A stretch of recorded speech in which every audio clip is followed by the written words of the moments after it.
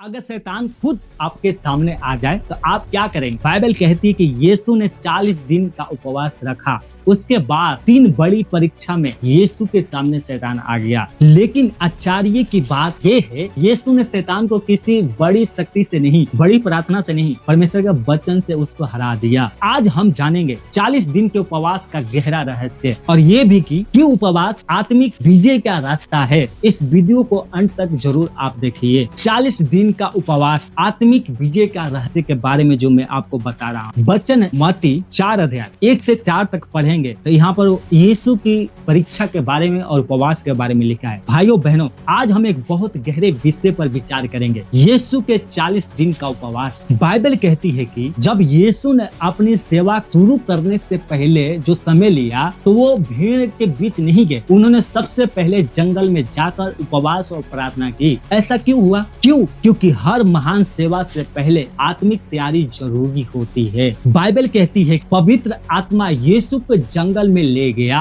वहाँ उन्होंने 40 दिन और 40 रात उपवास किया। सोचिए, कोई खाना नहीं, कोई आराम नहीं, केवल परमेश्वर के साथ समय। यही पहला रहस्य है। पहला रहस्य, उपवास हमें परमेश्वर के करीब लाता है। आज बहुत से लोग शक्ति चाहते हैं, आशीष चाहते हैं, लेकिन परमेश्वर के साथ समय बिताना नहीं चाहते। लेकिन यीशु ने दिखाया कि आत्मिक शक्ति प्रार्थना और उपवास से आती है। जब 40 दिन पूरे हुए यीशु का, तब शैतान आया और शैतान ने कहा, अगर तू परमेश्वर का पुत्र है तो इन पत्थरों को रोटी बना दे। सोचिए, 40 दिन से भूखे इंसान को ये कितना बड़ा प्रलोभन था। 40 दिन से जो इंसान भूखा है उसके सामने कह रहा है कि रोटी बनाओ। लेकिन यीशु ने क्या कहा? सुनिए ध्यान से। यीशु ने कहा, मनुष्य केवल रोटी से नहीं बल्कि परमेश्वर के हर वचन से जीवित रहेगा। हालेलुया। दूसरा रहस्य है, परमेश्वर के वचन हर परीक्षा में विजय दिलाता है। यीशु ने शैतान से बहस नहीं की, उन्होंने परमेश्वर का वचन बोला और जहाँ परमेश्वर का वचन बोला जाता है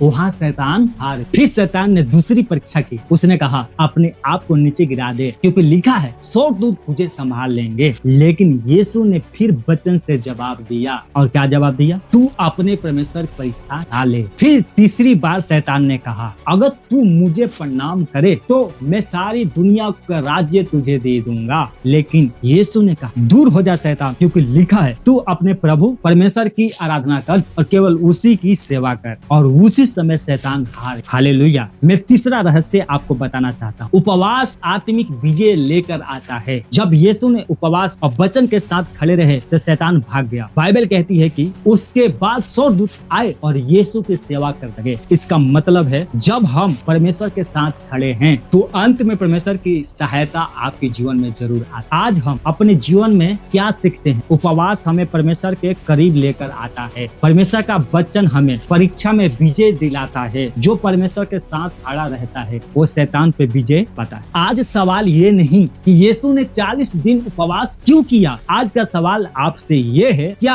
आप परमेश्वर के लिए समय निकालते हैं? क्या आप प्रार्थना करते हैं? क्या आप वचन में जीते हैं? क्योंकि सच्चाई यही है, अगर आप परमेश्वर के करीब आएंगे तो हमारी जिंदगी में भी आत्मिक विजय, आशीष और परिवर्तन आ जाएगा। अंत में मैं आपसे यही कहना चाहता हूँ, जब भी जीवन में परीक्षा आए तो डरना नहीं, घबराना नहीं, पीछे मत हटना, परंतु क्या करना? प्रार्थना करना, उपवास करना और परमेश्वर के वचन में खड़े रहना। क्योंकि जहाँ परमेश्वर का वचन है वहाँ हमेशा विजय ही होता है। प्रभु आपको आशीष दे। वीडियो अच्छा लगा है, वीडियो को लाइक करें, शेयर करें और चैनल को सब्सक्राइब जरूर करें। सभी को जय मसीह।